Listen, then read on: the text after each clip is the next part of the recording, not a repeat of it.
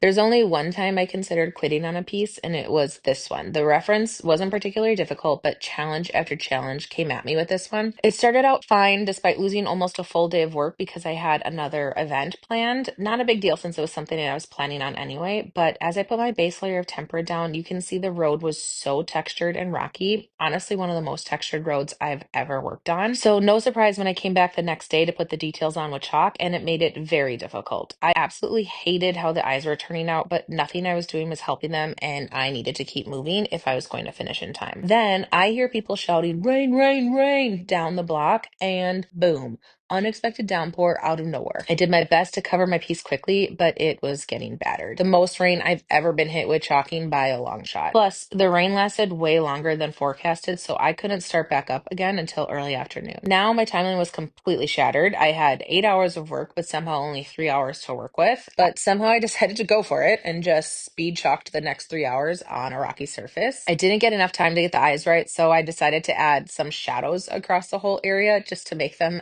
as less noticeable as possible. I still don't like to look at this one close up and definitely think Royce deserves a redo, but it turned out a lot better than I thought it would considering all of the circumstances, and it isn't too bad from a distance.